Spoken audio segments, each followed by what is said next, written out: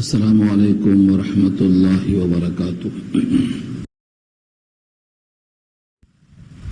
والصلاة والسلام على من لا نبي بعده أما بعد فأعوذ بالله من الشيطان الرجيم بسم الله الرحمن الرحيم القارعة ما القارعة وما أدراك ما القارعة يوم يكون الناس كالفراش المبثوث وتكون الجبال كالعهن المنفوش فأما من ثقلت موازينه فهو في عيشة راضية وأما من خفت موازينه فأمه هاوية وما أدراك ما هي نار حامية صدق الله العلي العظيم وصدق رسوله النبي الكريم ونحن على ذلك من الشاهدين والشاكرين اللهم ألهمنا رشدنا وأعذنا من شرور أنفسنا اللهم وفقنا لما تحب وترضى من القول والفعل والنية رب اشرح لي صدري ويسر لي أمري واحلل عقدة من لساني يفقهوا قولي آمين يا رب العالمين۔ محترم حضرات، معزز سامعین، محترم خواتین، میری ماؤں اور بہنوں، ملی بھائیوں، پیارے بچوں، آج کی گفتگو کا عنوان ہے سورۃ القاریعہ۔ یہ سورت مکی ہے اور مکی دور میں آخرت کا یقین دلانے والا مضمون عام طور سے ہوتا ہے مکی صورتوں میں۔ آخرت کا یقین جب تک نہیں آتا تب تک آدمی کی زندگی بے راہ روی پر چلی جاتی ہے، اور جب آخرت کا یقین دل میں آتا ہے تو یہ اپنے قدم سنبھال کر رکھنا شروع کرتا ہے۔ تو اس صورت میں آخرت کی فکر دلائی گئی ہے۔ اس صورت میں کل 11 آیتیں 11 آیتوں پر مشتمل ہے۔ سورت کا نام ہے سورۃ القاریعہ۔ پہلی ہی آیت میں لفظ القاریعہ موجود ہے، اسی ایک جز سے اس کا نام سورۃ القاریعہ رکھا گیا، یعنی تسمیۃ الکل باسم الجز، جز کو لے کر کل کا نام رکھ دیا۔ جیسے رکوع بول کر نماز کہہ دینا، یا سجدہ بول کر نماز مراد دینا، یا گردن اور رقبہ کہہ کر غلام مراد دینا، ایسے ہی القاریعہ کہہ کر سورۃ القاریعہ مراد دیا ہے۔ یہ لفظ 3 دفعہ آیا، دیکھیے پہلی ہی لائن میں، قرأ سے مادہ ہے، قرأ، قاف ر عین، قرأ۔ اور یہ قرأ جس کے معنی آتے ہیں کھڑکھڑانا، کھٹکھٹانا اردو میں بولتے ہیں، لیکن کھٹکھٹانے میں آواز کم ہوتی ہے، کھڑکھڑانے میں زیادہ ہوتی ہے۔ آدمی جب سو جاتا ہے تو خواب میں کوئی آ کے دروازہ کھٹکھٹاتا ہے، اس میں گھبراہٹ نہیں ہوتی، ہاں کھٹکھٹاتے ہیں تیرے خواب میرا دروازہ۔ شب تنہائی میں جب نیند ذرا آتی ہے تو نیند میں دروازے پر جو دستک ہوتی ہے اسے کھٹکھٹانا کہا، اس میں ہول تاری نہیں ہوتا، گھبراہٹ نہیں ہوتی، اتنا کھٹکا ہوتا ہے کہ آنکھ کھل جاتی ہے۔ تو یہ ہے کھٹکھٹانا بولتے ہیں اس کو۔ یہاں بھی آتا ہے قرأ الباب، دروازہ کھٹکھٹانا، لیکن یہاں پر مراد القاریعہ سے مخصوص کھڑکھڑانا ہے، اللہ کا الف لام، اور الف لام جو ہے یہ مخصوص کھٹکے کے واسطے بولا گیا ہے، جو انسان کے لیے ایسی آواز آئے گی کہ اس کا دل مدہوش ہو جائے گا، اس کے دل میں ہول تاری ہو جائے گا، ایسی کھڑکھڑاہٹ یہاں مراد دیا ہے القاریعہ سے۔ جب دل دوز آواز آتی ہے تو آدمی اپنے کان پہ ہاتھ رکھ کے بیٹھ جاتا ہے، اس آواز کو برداشت نہیں کر سکتا ہے، ایسی آواز کا نام ہے القاریعہ، کھڑکھڑاہٹ۔ تو دل دوز آواز ہوگی، اس سے انسان مر جائیں گے۔ فرشتہ جو سور پھونکے گا وہ ایک آواز ہی تو ہوگی، اسرافیل کے منہ میں جو سور ہے جب اس میں وہ پھونک ماریں گے تو اسے آواز نکلے گی، سب بجھ جائیں گے۔ شہر انطاکیہ میں جبریل امین نے دروازے پر ایک آواز لگایا، فَإِذَا هُمْ خَامِدُونَ، سب بجھ گئے۔ إِنْ كَانَتْ إِلَّا صَيْحَةٌ وَاحِدَةٌ، ایک آواز ہوتی وہ صیحۃ واحدہ، ایک آواز، سارا شہر بجھ گیا۔ تو کھڑکھڑانے والی سے مراد مخصوص کھڑکھڑاہٹ۔ اللہ خود سوال کرتے ہیں، القاریعۃ ما القاریعہ، القاریعہ کھڑکھڑانے والی چیز، القاریعہ ما القاریعہ، کیا ہے وہ کھڑکھڑانے والی چیز؟ یہ ما القاریعہ پلٹا کر سوال کیا، اور قرآن کریم کا اصول یہ ہے کہ جب کسی چیز کی اہمیت کو بتانا ہے تو اس کو پہلے پیش کرتے ہیں، پھر اس سے متعلق سوال کرتے ہیں، پھر اس کا جواب دیتے ہیں۔ اس طریقے سے وہ بات دل میں بیٹھ جاتی ہے۔ سوال کرنا، سوال کا جواب نہ ملے تو اس کا جواب دینا، یہ طریقہ ہے دل میں بٹھانے کا۔ تو القاریعہ کھڑکھڑانے والی چیز، ما القاریعہ کیا ہے وہ کھڑکھڑانے والی چیز، کیا ہے وہ؟ اللہ فرمائے القاریعۃ ما القاریعہ، کیا ہے وہ کھڑکھڑانے والی چیز؟ اس کے بعد پھر سوال کیا، وما ادراک ما القاریعہ، اور تم نے کیا ادراک کیا، تم نے کیا جانا، تمہیں کیا معلوم ہوا، کیا ہے وہ چیز جو کھڑکھڑانے والی ہے؟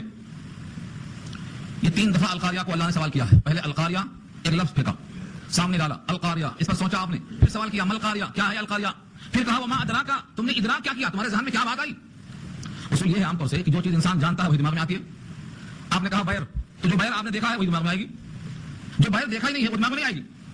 کسی نے آپ سے کہا انار، تو جو انار دیکھا ہے وہی دماغ میں آئے گا۔ جنت میں جو انار ملنے والا ہے جس کو دیکھا ہی نہیں ہے وہ کہاں دماغ میں آئے گا؟ نہیں آ سکے گا۔ تو انسان کی فطرت ہے، کیا فطرت ہے؟ کہ جو چیز دیکھا ہے وہی دماغ میں آئے گی۔ اس لیے رب کریم سوال کرتے ہیں القاریعۃ ما القاریعہ، کیا ہے وہ کھڑکھڑانے والی چیز؟ وما ادراک، تم نے کیا جانا، ادراک کے معنی جاننا، مدرک کے معنی پا لینا، تمہارے ذہنوں نے کیا چیز اخذ کیا، کیا ہے وہ القاریعہ؟ وما ادراک ما القاریعہ۔ یہ 3 بار سوال کیوں آیا؟ بعد میں آپ نے پوچھنا کہ 3 دفعہ کیوں آیا؟ ایک بار سوال کر کے دوبارہ پھر سوال کر کے جواب دیا جاتا ہے تو دماغ میں یہ بیٹھ جاتا ہے۔ یہ طریقہ ہے سوال کا، درس کا، تدریس کا ایک طریقہ یہ بھی ہے۔ اس کی ایک مثال دیتا ہوں۔ پہلے نبی صلی اللہ علیہ وسلم نے پوچھا صحابہ کرام سے، درختوں میں سے ایک درخت ہے جو مومن کے مشابہ ہے، بتاؤ وہ کون سا درخت ہے؟ صحابہ سب خاموش، یہ سوال آپ نے کیوں کیا؟ پہلے ہی جواب دے دیا ہوتا. نہیں, دماغ میں بٹھا دینے کے لیے سوال فرمایا. بتاؤ کہ ایک درخت ہے جو مشابہ ہے مومن کے, وہ کون سا درخت ہے؟ جب سب صحابہ خاموش ہو گئے اور کسی صحابی نے کہا حدثنی ما یا رسول اللہ, آپ ہی بیان کر دیجیے اللہ کے رسول کی وہ درخت کون سا ہے. آپ نے کہا کہ وہ درخت کھجور کا ہے. اب بولتا نہیں بولتا. سوال کرنا اور جواب نہ ملنے پر جواب ظاہر کرنا, یہ طریقہ تدریس ہے, اللہ کا بھی رسول اللہ کا بھی. دماغ میں بیٹھ جاتا ہے. یہاں بھی ایسا ہی ہوا. اگر یوں ہی کہہ دیا جاتا تو اس دن کی کھکھراہٹ کی اہمیت نہ ہوتی. تو 3 سوال کیا. القاریہ, کھڑکھڑانے والی شے, مخصوص آواز. ملقاریہ, ملقاریہ کیا ہے؟ کھڑکھڑانے والی. پھر سوال. تیسرا سوال ادراکا اضافے کے ساتھ کہ تم نے کیا محسوس کیا, تم نے کیا جانا, تم نے کیا ادراک کیا, تمہارے ذہن میں کیا بات آئی. وما ادراکا ملقاریہ, کیا ہے القاریہ. اب اس کے بعد جواب دیا رب کریم نے, یوم یکون الناس کالفراش المبثوث. یہ ہے جواب. یوم, جس دن. یوم پر ضمیر کیوں ہے؟ یہ ظرفیت ہے, مفعول فی ہے. ظرفیت کا مطلب یہ ایسا دن ہے جس میں یہ چیز واقع ہونے والی ہے. تو گویا برتن کی مماثل ہوگا. جیسے کہا جمعے کا دن جس میں اجتماع ہو رہا ہے, تو جمعہ کیا ہوا؟ ظرف, برتن. اس جمعے کے برتن میں ہمارا درس قرآن. تو یہ یوم کیا ہے؟ ظرفیت کو, وقت کو بتاتا ہے. وہ ایسا دن ہوگا جس دن میں یہ واقعہ پیش آئے گا. کیا پیش آئے گا؟ یکون الناس, ہو جائیں گے لوگ. کہاں یکون, ہونا, ہو جائیں گے. یکون مستقبل کے لیے ہے, فیوچر کے لیے ہے. یکون ہو جائیں گے. الناس, سارے لوگ. ناس کے معنی لوگ. اس میں الف لام لگا ہوا ہے. الناس, سارے لوگ نہیں, سارے لوگ نہیں, بلکہ صرف غیر مومن. مومن کا حال نہیں ہوگا. مومن کے لیے اللہ نے دوسری آیتوں میں پیغام دیا ہے. مومن کا حال نہیں ہوگا. مومن بڑے سکون میں ہوگا, بڑے اطمینان سے اٹھے گا. نہ اس کو قبر میں گھبراہٹ ہوگی, نہ سوال جواب کے موقع پر گھبراہٹ ہوگی, بڑے اطمینان سے ہوگا. تو یہاں الناس سے مراد کون سے لوگ ہوں گے؟ وہ انسان جو اس کے اندر ایمان نہیں ہوگا, وہ یہاں مراد ہے. ہو جائیں گے لوگ. الناس سب لوگ نہیں, مخصوص لوگ جن میں کفر ہوگا, شرک ہوگا, اور جن کے دل میں ایمان اور توحید نہیں ہوگی, جیسے لوگ. یوم یکون الناس, جس دن ہو جائیں گے لوگ, کالفراش المبثوث. فراش کے معنی آتے ہیں پتنگے, اور اس میں فراش میں جو کاف لگا ہے یہ تشبیہ ہے, جیسے, جیسے پتنگے. کل فراش, پتنگوں کی طرح لوگ ہو جائیں گے. پھر پتنگے بھی کون سے؟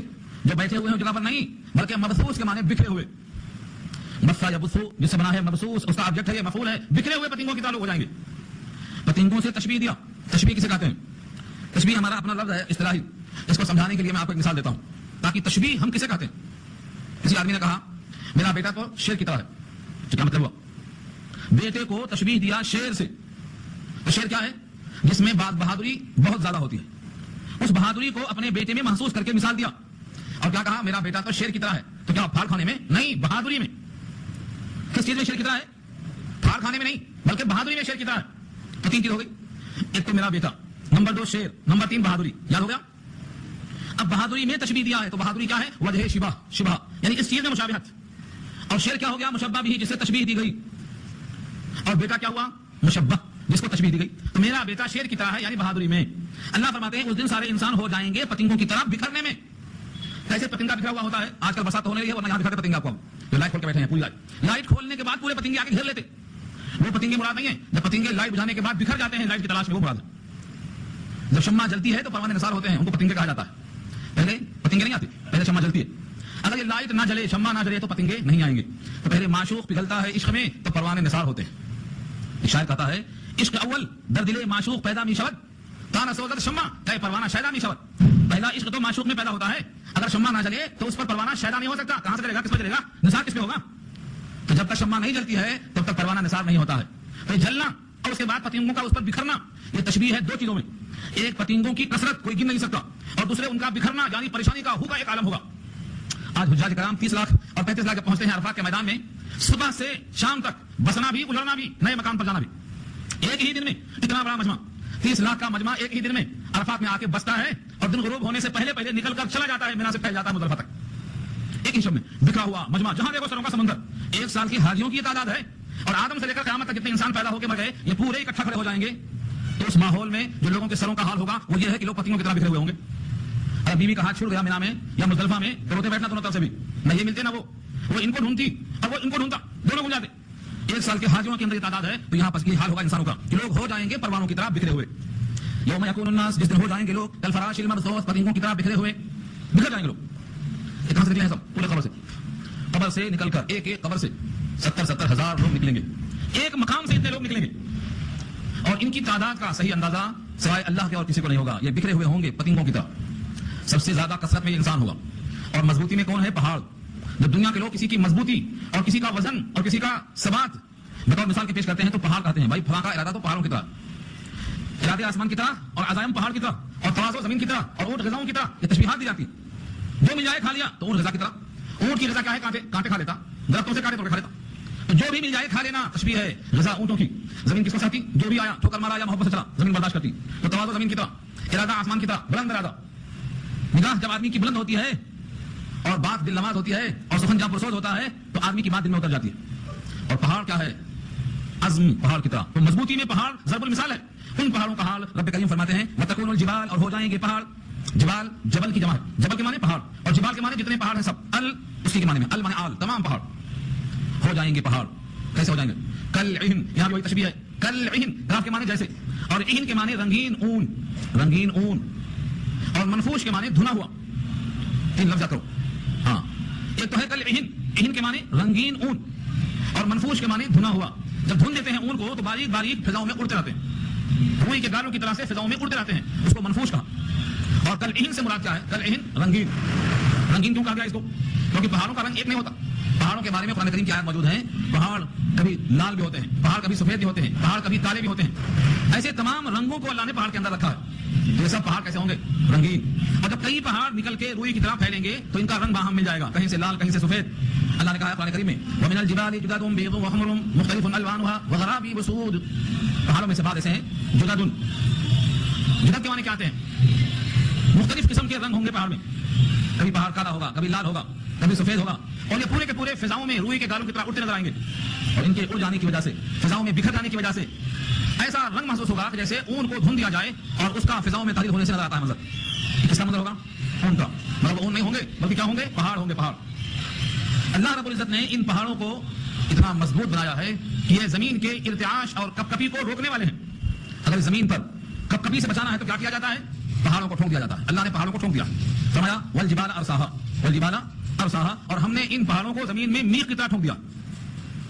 جیسے کشتی پانی پر ہلتی رہتی ہے، ہتھوڑے لیتی رہتی ہے، لیکن یہ بھی زمین پانی پر ہے، اس کو بھی ایسا ہلنا چاہیے تھا. تشریف پھینک دو آپ پانی پر تو ہلتی رہے گی، لیکن یہ زمین جو پانی پر ہے یہ ہلنے سے کیوں رکی ہے؟ اگر ہلتی تو گھر گر جاتے، ہلتی تو درخت قائم نہیں ہو پاتے، ہلتی تو سکون کا نظام جو ساکن ہونے سے قائم ہے متحرک ہونے سے متزلزل ہو جاتا. تو زمین کو اللہ نے سکون کیسے بخشا ہے؟ ان پہاڑوں کی میخ ٹھونک دیا ہے. ان پہاڑوں سے زمین کا سکون موجود ہے. ان پہاڑوں کا یہ حال ہو جائے گا کہ دھنی ہوئی اون کی طرح رنگین شکلوں میں فضاؤں میں اڑتے نظر آئیں گے. اب بتاؤ مجھے، جب پہاڑ نہیں رہیں گے تو زمین کیا رکے گی؟ زمین پہ کپکپاہٹ آئے گی، زمین پہ ارتعاش آئے گی، زمین تھرتھرائے گی. یوم ترجف الراجفہ تتبعها الرادفہ قلوب یومئذ واجفہ ابصارها خاشعہ. نازعات میں اللہ نے فرمایا ہے کہ جس دن کپکپا دے گی، کپکپا دینے والی، جب پہاڑ ہی نہیں رہے گا تو زمین کیسے رکے گی؟ زمین تھرتھرائے گی. زمین پہ رہنے والے مکان تھرتھرائیں گے، اس میں سونے والا انسان تھرتھرائے گا. اور جتنے زمین اور آسمان کے نظام ہیں فلکی، سب کے سب متزلزل ہو جائیں گے، اور سب کے سب اس حال میں ہو جائیں گے کہ نظام کائنات کا درہم برہم ہو جائے گا. یہ اشارہ کیا اس آیت کے اندر؟ آیت کے الفاظ دیکھیں. یوم یکون الناس کالفراش المبثوث. جس دن ہو جائیں گے انسان پتنگوں کی طرح بکھرے ہوئے، اور جس دن ہو جائیں گے پہاڑ اون کی طرح دھنے ہوئے، رنگین اون کی طرح دھنے ہوئے بکھر جائیں گے. اب یہاں پر دو ہی آیتیں موضوع پیش کیا اللہ نے. ایک، پتنگوں کی طرح انسان بہت زیادہ ہوں گے بکھرے ہوئے، پیسہ مطلب جو جہاں ہے جہاں پڑا. ان کے لیے کوئی نظام العمل نہیں ہوگا جب تک کہ ان کا حساب نہ ہو جائے. کثرت ازدحام بیان کرنا مقصد ہے. اور دوسرے ٹکڑے میں جب پہاڑ روئی کے گالوں کی طرح رنگین ہوں گے تو اس سے اشارہ یہ ہے کہ مضبوط ترین شے بھی اڑتی پھرے گی، نظر آئے گی، تو زمین کا قرار ختم ہو جائے گا، سکون غارت ہو جائے گا. اس حالت میں انسان اور یہ زمین کے رہنے والے ان کا کیا حال ہوگا؟ توڑا جائے گا. کیا؟ ان کا نام اعمال توڑا جائے گا. ایسی حالت میں جب کوئی عمل نہیں کر سکیں گے، ایک عمل کا اضافہ نہیں کر سکیں گے، تب ان کا نام اعمال توڑا جائے گا. فاما من ثقلت، بس بہرحال وہ شخص، فاما فا مانے تو، اور اما کے معنی بہرحال. من ثقلت، جو بوجھل ہو گیا، یعنی جس کا نام اعمال وزندار ہو گیا. ثقلت فقیر سے، اور فقیر پیچھے آ چکا ہے. ثقل کے معنی وزن، فقیر کے معنی وزنی. اگر کسی کے پیٹ میں گرانی ہے تو بولتا ہے میرا پیٹ بڑا ثقیل ہو گیا ہے، کھانا ذرا ہضم نہیں ہوا. کم سنتا ہے تو کہتے ہیں ثقل سما کا مریض ہے.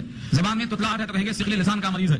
ثقل لسان، ثقل سما، یہ سب ثقاب نام سے مراد. تو ثقل کے معنی بوجھ، ثقیل کے معنی بوجھل. جس کا نام اعمال بوجھل ہو جائے گا، ثقیل ہو جائے گا. فاما من ثقلت، بس بہرحال جو شخص کے اس کا نام اعمال، اس کی قول وزنی ہو جائے گی. فاما من ثقلت موازینہ، موازین میزان کی جمع ہے، اور میزان کہتے ہیں ترازو کو. میزان اصل میں میوزان تھا، میو میم کے بعد واو تھا، لیکن دستور کے مطابق واو پیش چاہتا ہے. پیش ہے نہیں، کیا ہے؟ زیر ہے میم پر، اور پیش زبر نہیں چاہتا نہ زیر چاہتا بلکہ پیش چاہتا. جب پیش نہیں ملا تو اس واو کو بدل دیا. کس سے بدل دیا؟ یا سے، کیونکہ زیر یا چاہتا ہے. تو بجائے میوزان کے ہو گیا میزان، جس کی جمع ہے موازین، جس کی ترازو کی تول بھاری ہو جائے گی. فاما من ثقلت موازینہ، بس جس کے تول کو بھاری کیا، جس کے میزان عمل کو وزندار پایا، اس کا حال کیا ہوگا؟ فہو فی عیشۃ راضیہ. فہو، پس وہ شخص، فی معنی میں، اور عیشۃ کے معنی آتے ہیں پسندیدہ. عیش، عاشا یعیش، و عیش کے معنی زندگی گزارنا، اور راضیہ کے معنی جس سے وہ راضی ہے، خوش ہے، پسندیدہ ہے. تو عیشت الراضیہ معنی پسندیدہ زندگی، خوشحالی کی زندگی، من پسند زندگی. اس کا ترجمہ کس کا ہے؟ عیشت الراضیہ کا. راضیہ معنی راضی ہونے والی، اور عیش کے معنی گزارنے والی حیات. پسندیدہ زندگی کس کو ملے گی؟ جس کا وزن بھاری نکلا، جس کے ایمان کا پلہ وزندار نکلا. یہ کون ہوگا؟ دو قسم سے تولا جائے گا. ایک بار تولا جائے گا صرف یہ فرق کرنے کے لیے کہ مومن کون ہے، کافر کون ہے، بس. ایک بار تولا جائے گا کہ مومن اور کافر میں امتیاز ہو جائے، مومن الگ کافر الگ. اور دوبارہ تولا جائے گا کہ مومن کا گناہ زیادہ ہے یا مومن کا نیکیوں کا پلہ زیادہ ہے، وہ تولا جائے گا. تو دو تول ہوگی. یہاں پر پہلی تول مراد ہے، یعنی مومن کافر کا فرق ہے. کون مومن کون کافر، یہ تولا جائے گا. تو ظاہر بات ہے جس میں ذرہ برابر ایمان ہوگا، ایمان کی وجہ سے اس کا پلہ وزندار ہو جائے گا، اور وہ ہوگا پسندیدہ زندگی میں. اس کے برخلاف جس کا نام اعمال وزندار نہیں، ہلکا پڑ گیا. فرمایا واما من خفت، اور بہرحال وہ شخص کی ہلکی پڑ گئی اس کی تول. خفت ثقلت کا ضد ہے. ثقلت کے معنی بھاری اور خفت کے معنی ہلکا. اردو میں خفیف استعمال کرتے ہیں. خفیف العقل کہتے ہیں جس کی عقل ہلکی ہو، بیوقوف. خفیف. مخفف کہتے ہیں جس میں سے حذف کر دیا جائے. تو خفت موازین ہو، یہ صرف کس کی ہے؟ ثقلت موازین ہو، کہ وہاں نام اعمال کا وزن ہونا تھا اور یہاں اس کا ہلکا ہونا ہے، جس کے تول ہلکی پڑ گئی. خفت موازین ہو. یہاں بھی موازین میزان کی جمع ہے، ہلکی ہو گئی. یہ کہاں ہوگا؟ فأمه هاویہ. ام کہتے ہیں ماں کو، ماں کو کہتے ہیں عربی میں. فأمه اس کی ماں ہوگی ہاویہ. ماں اصل میں ماں کو ماں اس واسطے کہتے ہیں کہ وہ بچے کی جڑ ہوتی ہے، وہیں سے وہ شروع کرتا ہے. نطفہ وہیں ہوتا، علقہ وہیں ہوتا، مضغہ وہیں ہوتا، اور طفل بن کر بھی وہیں آتا، اور آہستہ آہستہ وہیں سے شباب آتا ہے. تو ماں اس کی جڑ ہوتی ہے، اس لیے اس کو ماں کہا جاتا ہے. یہاں ماں امہ سے مراد نہیں ہے، بلکہ اس کی ماں اب جہنم ہوگی جس کا نام ہاویہ ہے. ہاویہ. فأمه ہاویہ، اس کی ماں ہاویہ ہوگی. اب آپ کہیں گے ہاویہ کیا ہے؟ اللہ خود فرماتے ہیں وما ادراک ما ہی، تمہیں کیا معلوم کہ ماں ہی وہ کیا ہے؟ یعنی ہاویہ کو تم نے جانا کبھی نہیں جانا. ہاویہ کے بارے میں تمہیں نہیں معلوم. سنو، نارن حامیہ، وہ آگ ہے جو گرم کی گئی ہے. نارن کے معنی آگ، اور حامیہ معنی دہتی ہوئی. دہتی ہوئی آگ کا نام اللہ نے کہا ہے ہاویہ. اسی ہاویہ کو اللہ نے اس کی ماں قرار دیا. جیسے بچہ ماں کی گود میں پڑا رہتا ہے، یہ بھی شخص اسی کی گود میں یعنی اسی آگ میں ہمیشہ پڑا رہے گا. یہ ہوا سرسری ترجمہ. سرسری ترجمہ اس لیے ہوا پہلے کہ آفت ٹل جائے. آفت ٹلنے کے بعد ہم کچھ بات کر سکیں گے، تب تک ہم لفظوں کو حل کرتے رہے زبردستی. یہ بھی تول میں آئے گا، تول میں یہ بھی آئے گا، ان کی بھی ماں ہاویہ ہو جائے گی. قرآن کریم کا اصول ہے کوئی بھی ہو اگر اس کے گناہ وزندار ہیں، تول میں گناہ تولا جائے گا، تو ہر ایک جس کا نام اعمال ہلکا پڑ جائے گا اس کے واسطے ہاویہ اللہ نے رکھ دیا ہے. تیسری کوئی تقسیم نہیں ہے، کوئی سفارش نہیں ہے. یا تو فی عیشۃ راضیہ یا پھر فأمه ہاویہ، کوئی راستہ، تیسرا کوئی راستہ نہیں. اب یہاں ایک اشکال ہوتا ہے. اشکال یہاں سے شروع کرتا ہوں میں.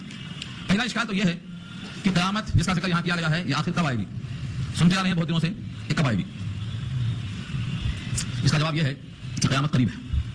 جو انسان مرتا ہے اس کی قیامت شروع ہو جاتی ہے، اور کون کب مرتا ہے اسے نہیں معلوم. جیسے ہی مرتا قیامت اس کی شروع ہو جاتی، اور کون کب مرے گا یہ کسی کو نہیں معلوم ہے. اس لیے ہر انسان کی قیامت کو اس کی موت ہے. من مات فقد قامت قیامت ہو. یہ قیامت صغریٰ ہے، اور جب سب مریں گے تو اس کا نام قیامت کبریٰ ہے. دوسرا اشکال یہ ہوتا ہے کہ نام اعمال تولا کیسے جائے گا؟ ایک آدمی نے جھوٹ بول دیا، جھوٹ کا وزن تو ہوتا ہی نہیں، تولا کیسے جائے گا؟ یہ اس کی تول کیسے ہوگی؟ ایک آدمی سچ بولتا ہے، سچ بولنا اس میں کوئی وزن تو ہوتا نہیں، تولا کس طرح جائے گا؟ ایک بندہ تلاوت کرتا ہے تو اس کا وزن تو ہوتا نہیں، کس طرح تولا جائے گا؟ اس لیے ایک فرقہ ہے معتزلہ، یہ کہتا ہے آراز تولے نہیں جاتے، جواہر تولے جاتے ہیں. آراز کیا ہے؟ عرض. میں نے پہلے کہا تھا گلاب کے پھول میں خوشبو بسی ہوئی ہے. وہ خوشبو کیا ہے؟ بغیر پھول کی پتیوں کے ٹھہر نہیں سکتی. تو اس خوشبو کو عرض کہتے ہیں، جمع اس کی آراز. اور پھول کی پتی کو کیا کہتے ہیں؟ جواہر. تو جو اپنا وجود خود رکھ سکتا ہو اس کو جواہر کہتے ہیں، ان کو تولا جا سکتا ہے، پھول تول لو. لیکن جو اس میں خوشبو ہے جو پتیوں کے ساتھ ٹکی ہوئی ہے، تنہا باہر نکال نہیں سکتے، اس کو آراز کہتے ہیں. ان کا تو وزن ہوتا ہی نہیں، تولا کیسے جائے گا؟ یہ اشکال ہے. نماز تولی جائے گی، اس کا وزن ہے نہیں، تولا کس طرح جائے گا؟ یہاں دو باتیں یاد رکھ لو. اعمال گنے نہیں جائیں گے، تولے جائیں گے. اعمال گنے نہیں جائیں گے، تولے جائیں گے. اور تول میں وزن دو چیزوں سے پیدا ہوتا ہے. جب تک دو چیزیں نہ پائی جائیں تب تک اعمال میں وزن نہیں آئے گا. اچھا سن لو خلاصہ یہ. ہمارے پاس لوگ کیا کرتے؟ کثرت عمل کرتے. میرا تو قرآن ہو گیا، رمضان آ رہا نا، اب ہوتا میں تو 10 پارہ پڑھ کے آیا، 6 پارہ پڑھ کے آیا، میں نے تو 20 پارے پڑھ لیا. یعنی لوگ کثرت عمل فخر کرتے ہیں کثرت عمل پر. کثرت کہاں ہوتی ہے؟ جمہوریت میں، جہاں سر گنے جاتے ہیں، کتنے حق در ہیں، کتنے حق در ہیں. جمہوریت میں انسان گنے جاتے ہیں، تولے نہیں جاتے. جاہل ہیں کہ عالم ہیں، ڈگری ہولڈر ہیں یا کچھ بھی نہیں ہے، وہ کس لیول کے ہیں اسے کوئی بات نہیں. ادھر کتنے ہاتھ ہیں، ادھر کتنے ہاتھ ہیں. جمہوریت میں گنے جاتے ہیں، لیکن اللہ کے ہاں تولے جائیں گے، گنے نہیں جائیں گے. اور تول میں وزن دو وجہوں سے آتا ہے. پہلا وزن اگر آپ چاہتے ہیں اعمال میں تو پہلی شرط کیا ہے؟ اخلاص. اخلاص کا ترجمہ کیا ہے؟ جو عمل خالص ہوگا اللہ کے لیے اس میں وزن پیدا ہوگا. عمل ہم آ رہے ہیں، اگر یہ اللہ کے لیے ہے تو وزندار ہوگا. دنیاوی غرض شامل ہو گئی، وزن ہلکا. بھیا آپ درس قرآن میں آ رہے ہیں، ہمیں چیک کرنے آ رہے ہیں، تو آپ کے اعمال کا وزن نہیں بڑھے گا. اور اللہ کی خاطر آتے ہیں کہ اللہ کی کتاب سیکھیں گے تو آپ کا یہ آنا جانا وزندار ہوگا. ایک بندہ خیرات کرتا ہے، اللہ کو راضی کرنے کے لیے کرتا ہے یا لوگوں میں سخی شہرت ہونے کے لیے؟ چرچا ہے. ایک خاتون حضور کے پاس آئی, عائشہ کے پاس بیٹھی باتیں کر رہی تھی, حضور داخل ہوئے, پوچھا حضور نے عائشہ سے یہ خاتون کون ہے؟ کہا یہ تو فلانی فلانی عورت ہے, چرچا ہے چار میں اس کی نمازوں کا. حضور نے کہا چھوڑو جی, جو چرچا کے واسطے نماز ہوتی ہے وہ اللہ کے نہیں چلتی. چرچا لوگوں میں ہے کہ اللہ کے پاس نہیں چلتا. اللہ نہیں تھکیں گے, تم کبھی خاطر ہو کے چھوڑ بیٹھیں گے, جوش میں آئیں گے تو اوابین بھی, شراق بھی, چاشت بھی, تاز بھی سب چلے گی, بڑا ٹائم کی نماز پڑھیں گے. اور جہاں یہ جوش ختم ہو گیا وہاں فرض بھی غائب. کیا بھائی, اب تو فرض بھی غائب ہو گیا, جمعے کو بلانا پڑ رہا ہے. ایسا جوش نہیں. وہ اخلاص جو اللہ کے لیے عمل کو خالص کر دے اس کو اخلاص کہتے ہیں. کسی بندے نے روزہ رکھا اللہ کے لیے, حج کیا اللہ کے لیے, اس واسطے حج میں شرط رکھا اللہ نے, حج کا بدلہ کیا کہا؟ جنت. حج سے آنے والا ماں کے پیٹ سے پیدا ہونے والے کتنا معصوم, لیکن شرط کیا رکھا؟ من حج للہ, جس نے حج کیا اللہ کے لیے. تب ہے یہ حج تو کبھی ہوتا ہے تجارت کے لیے, جو وہاں سے مال لائیں گے یہاں بیچیں گے, وہ تو کرتے. حج کبھی ہوتا ہے شہرت کے لیے, حج کبھی ہوتا ہے دوستوں میں فخر کرنے کے لیے, حج کبھی ہوتا ہے تفریح اور سیر کے لیے.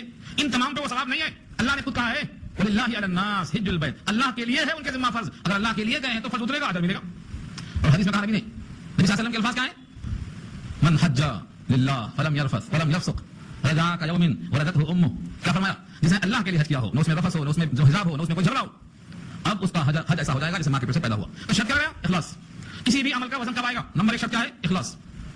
آپ 100 حج کر لیں, اللہ کے لیے وہ نہ ہو تو ایک کا بھی ثواب نہیں ملے گا. آپ جان دے دیں شہادت میں, شہید ہو جائیں, لیکن یہ شجاعت کے لیے ہو کہ مجھے بہادر کہیں گے, اجر نہیں. نماز پڑھتے ہیں لوگ نمازی کہیں گے, اجر نہیں. کوئی شخص کوئی کام کسی کے واسطے کرتا ہے تو اللہ فرماتے ہیں جس کے لیے کیا تھا اسی سے اجر مانگ لے. اگر میرے واسطے کیا ہوتا تو میں ذمہ دار تھا, اور میرے کام میں کسی کو شریک کیا ہے تو میں بری ہوں. پارٹنرشپ مجھے پسند نہیں آتی. اگر میرے ساتھ کسی کو شریک کیا ہے تب بھی میں بری ہوں, میں تو اسی کا اجر دوں گا جو میرے لیے ہو. اس لیے ابراہیم سے کروایا, اعلان کرو نا, قل ان صلاتی ونسکی ومحیای ومماتی للہ رب العالمین. کہہ دو ابراہیم, اعلان کر دو, میری نمازیں, میری قربانیاں, میرا جینا, میرا مرنا سب اللہ کے لیے. ایسا ہو تو ہمارے اعمال میں وزن پیدا ہوگا. تو پہلی شرط اخلاص. تب تک اس میں وزن نہیں آئے گا. یہ پہلی شرط ہو گئی. اور دوسری شرط کیا ہے؟ پہلی شرط اخلاص ہے, وہ نظر نہیں آتی. لیکن دوسری شرط نظر آتی, مطابق ہو مصطفیٰ کی شریعت کے, وہ عمل سنت ہو, سنت نبوی ہو, تو اس کو اللہ قبول کریں گے. آدمی اخلاص کے لیے اخلاص سے کوئی کام کرتا ہے لیکن سنت کے خلاف ہے, اجر نہیں. سنت کے مطابق ہے لیکن کسی کو دکھاوا تو اجر نہیں. 2 شرطیں لازم. پہلی شرط ہے کہ وہ عمل اللہ کے لیے ہو, اور دوسری شرط یہ ہے کہ وہ عمل رسول اللہ کی سنت کے مطابق ہو. یہ 2 شرطوں پر آپ کے میزان میں وزن آئے گا, اس کے بغیر نہیں. اب یہاں سے آپ کے اعمال کا جائزہ لے لیجیے. آپ ایک آدمی نماز پڑھتا ہے لیکن کہتا ہے مغرب میں 3 کو 4 پڑھ لیں گے, ہوگی؟ ثواب ملے گا؟ نہیں ملے گا. کیوں؟ مصطفیٰ کی سنت کے خلاف جا رہا ہے. 3 رکعت کے بجائے 4 پڑھ رہا ہے. نماز عبادت کی تو ہے, اجر نہیں ملے گا. فجر میں 2 رکعت کے بجائے 4 پڑھتا ہے, اجر نہیں ملے گا. کیوں نہیں ملے گا؟ اس لیے کہ وہ سنت مصطفیٰ کے خلاف ہے, شریعت مصطفیٰ کے خلاف ہوگا تبھی اجر نہیں ملے گا. تو 2 شرطیں ہیں نام اعمال میں. اپنے اعمال کو وزندار بنانے کی 2 شرطیں ہیں, ایک اخلاص ہو, دوسرے عین سنت مصطفیٰ کے مطابق ہو. اب مجھے بتائیے, آپ اس مہینے میں جو کام کر رہے ہیں یا آئندہ کریں گے یا اب تک جو کرتے آ رہے ہیں ان کا جائزہ لیجیے کہ وہ صرف اللہ کے لیے تھا یا کسی اور کو خوش کرنا تھا. کیا وہ سنت مصطفیٰ کے مطابق تھا؟ اگر وہ مصطفیٰ کی شریعت کے مطابق نہیں ہے تو اجر کی امید نہیں رکھنا. یہ تو وہ خلاصہ. اب نام اعمال تولا کس طرح جائے گا؟ ایک ترازو ہے. اس ترازو پہ اگر آپ 7 زمین 7 آسمان تولنا چاہیں تو اللہ فرماتے ہیں اتنا وسعت ہے اس میں.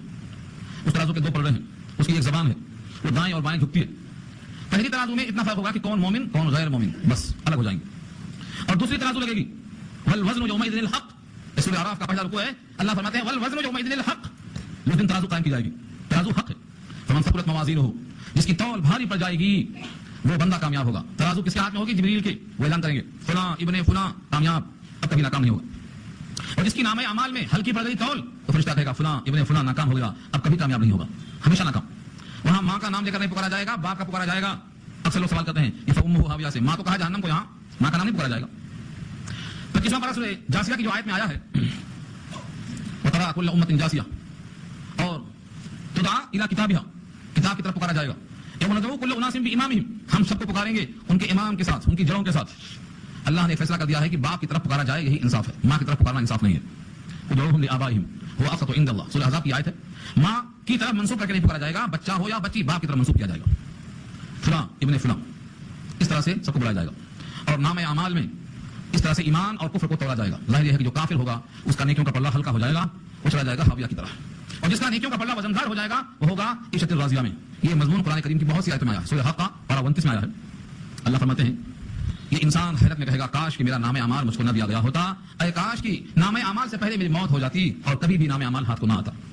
سورہ انشقاق میں کسی کو کہا اعلان فاما من اوتی کتابه بیمینہ فسوف یحاسب حسابا یسیرا, اس کا حساب آسان ہوگا. سورہ انشقاق میں ہے فاما من اوتی کتابه بیمینہ فاولئک ہاؤم اقرؤوا کتابیہ, فاولئک وہ تمام کے تمام پکارتے ہوئے کہیں گے آؤ میرا نام اعمال دیکھو کتنا اچھا ہے, تو جن کا نام اعمال نیکیوں کا پلہ جھک جائے، اور کس کا جھکے گا؟ جس میں ایمان ہو، جس میں اخلاص ہو، اور جس کے اعمال سنت کے مطابق ہوں. یاد رکھنا یہ 3 شرطیں. اب کوئی بہت اچھے کام کرتا ہے لیکن وہ کام سنت نہیں ہے بلکہ بدعت ہے تو اس پر اجر نہیں ملے گا. کوئی بہت زیادہ بار بار نیک کام کرتا ہے لیکن لوگوں کو دکھانے کے لیے کرتا ہے تو اس پر اجر نہیں ملے گا. کوئی بہت ساری نیکیاں کرتا ہے لیکن اس کو آخرت کا یقین نہیں، ایمان نہیں، تو کسی بھی نیک عمل پر اس کو کوئی اجر نہیں ملے گا. تو ایمان ایک شرط، اخلاص دوسری شرط، اور سنت کے مطابق ہونا اس عمل کا تیسری شرط. یہ 3 شرطیں پائی جائیں گی تو وزن اعمال میں کامیاب ہوگا، نہیں تو کامیاب نہیں ہوگا. صحابہ کرام کا معمول تھا، وہ اپنی نمازوں کو نبی کی نمازوں کی طرح بنانا چاہتے تھے. اپنے سر کے بال، اپنے داڑھی کے بال، اپنے مونچھوں کے بال نبی کی طرح کرتے تھے. کیوں؟ کہ سنت کے مطابق ہوگا تو اجر کے لائق ہوگا. اس بات کو رمضان میں آپ دماغ سے نکال دیں کہ ہم کثرت عمل سے کامیاب ہوں گے، نہیں، ہم حسن عمل سے کامیاب ہوں گے. دو لفظ رہے گا، ایک کثرت عمل، ایک حسن عمل. ایک آدمی 20 رکعت نہیں 100 رکعت پڑھتا ہے لیکن اس میں سکون نہیں ہے، بے اطمینانی سے پڑھتا ہے 100 رکعت. اور دوسرا آدمی صرف 2 رکعت پڑھتا ہے لیکن اس میں اطمینان ہے، اخلاص ہے، سنت کے مطابق پڑھتا ہے، نماز سمجھ کر شعور کے ساتھ پڑھتا ہے، تو ان 100 رکعتوں سے یہ 2 رکعت لاکھوں گنا بہتر ہے. نبی صلی اللہ علیہ وسلم کا یہ معمول تھا کہ عمل میں حسن پیدا کرتے تھے. حسن چاشت کی نمازوں کے بارے میں آتا ہے، عائشہ فرماتی ہیں 8 رکعت پڑھتے تھے چاشت میں، مگر مت پوچھ ان نمازوں کے حسن کا عالم، ان کے سجدوں کی طوالت کا عالم، طویل سجدہ، طویل قیام. ایسا لگتا تھا کہ آپ کی روح پرواز کر گئی ہے، ہاتھ لگا کے ٹٹول کے چیک کرتی تھی جناب عائشہ. اتنا طویل قیام، طویل سجدہ، طویل رکوع. کیوں؟ اطمینان، اتنا اطمینان کی کوئی حرکت نہیں. آج تک زندگی میں ہمارا کوئی رکن ایسا ادا ہوا آج تک؟ یہ ہے ہم نے کثرت نماز پڑھی ہے، کثرت کے ساتھ. سورہ ملک میں اللہ نے کیا کہا؟ الذی خلق الموت والحیات لیبلوکم ایکم احسن عملا، احسن عملا. تم میں حسن عمل کون کر کے لاتا ہے یہ دیکھنے کے لیے ہم نے موت یاد رکھی ہے. تو حسن عمل. اب یہاں سے 3 چیزیں رہ جاتی ہیں جن کو آپ سمجھنا چاہیے. اخلاص اور عمل کا موافق ہونا سنت مصطفیٰ کے، اور ان دونوں کے لیے پہلی شرط ہے ایمان، یعنی آخرت میں تولے جانے کا یقین. میرا سجدہ تولا جائے گا، میرا رکوع تولا جائے گا، میرا زبان سے السلام علیکم پڑھنا یہ تولا جائے گا. جس بندے کو یقین ہے، صحابہ کرام نے پوچھا اللہ کے نبی درود کا طریقہ، تو آپ نے ہم کو سکھا دیا. اللہم صلی علی محمد پڑھ کر، یہ درود ابراہیمی نماز میں ہم پڑھتے ہیں نا، یہ صدیق اکبر نے روایت کیا ہے، ان کو حضور نے سکھایا. اور فرمایا کہ ہم اب سلام کیسے پڑھیں. نبی صلی اللہ علیہ وسلم نے تشہد کو سکھلایا. تشہد میں کیا کرتے ہیں آپ؟ جو اللہ کے سامنے نبی نے معراج میں پیش کیا تھا اور اللہ نے جواب میں کہا تھا اور فرشتوں نے تشہد پڑھا تھا، ان تینوں کا خلاصہ پیش کر دیا. التحیات للہ والصلوات، یہ تینوں الفاظ نبی نے پیش کیے. السلام علیکم ایھا النبی ورحمۃ اللہ وبرکاتہ اللہ نے پیش کی. اور آگے کا ٹکڑا بھی اضافہ ہے، السلام علینا وعلی عباد اللہ الصالحین. فرشتوں نے سنا تو اشہد ان لا الہ الا اللہ واشہد ان محمدا عبدہ ورسولہ. یہ پورا تشہد کیا ہے؟ نبی پر سلام کیسے پڑھیں یہ سکھایا ہے اللہ نے خود. اور یہ پڑھا جاتا ہے نماز میں بیٹھ کر، قبلہ رو، با ادب، 2 زانو بیٹھنا، دونوں ہاتھ اپنی ران پہ رکھنا، انگلیوں کا سرا قبلے کی طرف ہونا، اور آہستہ بلا آواز کے السلام علیکم ایھا النبی پڑھنا، آہستہ، قبلہ رو، ادب کے ساتھ. یہ کیا ہے؟ یہ حسن عمل ہے، کیونکہ حضور نے ایسا کیا ہے، حضور نے ایسا پڑھا ہے، صحابہ نے ایسا پڑھا ہے، تمام ائمہ نے ایسا پڑھا ہے. یہ پڑھنا سنت کے موافق ہے، اس پر اجر ملے گا. اور جو بندے کی ایجاد ہے مائک پر چلا کر، یہ حضور نے نہیں پڑھا ہے، نہ صحابہ نے پڑھا ہے. تشہد میں بیٹھ کے پڑھا ہے، کھڑا ہو کر پڑھنا بھی ثابت نہیں ہے. سنت کے خلاف ہونے کی بنا پر اجر کو کیا ملتا؟ البتہ ان کا مواخذہ ضرور ہوگا. کیوں مواخذہ ہوگا؟ کیونکہ حضور کے عمل میں اضافہ کیا. جس طرح مغرب کی 3 رکعت 4 نہیں ہو سکتی، ظہر کی 4 رکعت 6 نہیں ہو سکتی، ایسے جو طریقہ بتایا ہے اللہ کے نبی نے، السلام علیکم ایھا النبی، قبلہ رو پڑھنا، با وضو پڑھنا، بیٹھ کر تشہد میں با ادب پڑھنا. چلانے کا نام جذبہ نہیں ہے. دل جوش ملا فریاد نہ کر، تاثیر دکھا تقریر نہ کر. دل جوش ملا، جب آپ کے دل میں عظمت ہوگی اور بڑے خلوص سے، انتہائی احترام سے، بڑے ادب سے السلام علیکم کہیں گے تو یہ آپ کی نکلی ہوئی الفاظ کی کیفیت مینوان فرشتہ لے جا کر وہاں پیش کرتا ہے. اے اللہ کے نبی محمد مصطفیٰ صلی اللہ علیہ وسلم، فلاں ابن فلاں نے آپ کے طریقے کے مطابق باوضو قبلہ رو تشہد میں بیٹھ کر بڑے ہی دل کی گہرائیوں اور عظمتوں سے آپ کے سامنے پیش کیا ہے، اسے آپ قبول کر لیجیے. مجھے بتاؤ سنت کے مطابق یہ قبول ہوگا یا وہ جو خلاف سنت ہے وہ قبول ہوگا؟ اگر وہ خلاف سنت نہیں ہے مجھے بتا دو قرآن کریم کی کون سی آیت نکالا آپ نے، کون سی حدیث میں نکالا ہے آپ نے، اور کس مقام سے اخذ کیا ہے آپ نے؟ 4 امام ہیں، چاروں نے ایسا نہیں کہا، چاروں خلفاء نے ایسا نہیں کیا، کسی صحابی نے ایسا عمل نہیں کیا. اس پر آپ کو اجر ملے گا؟ نہیں ملے گا. کیوں؟ سنت کے مطابق نہ ہونے کی وجہ سے. شہرت کے لیے ہے، دکھاوے کے لیے ہے، ریاکاری کے لیے.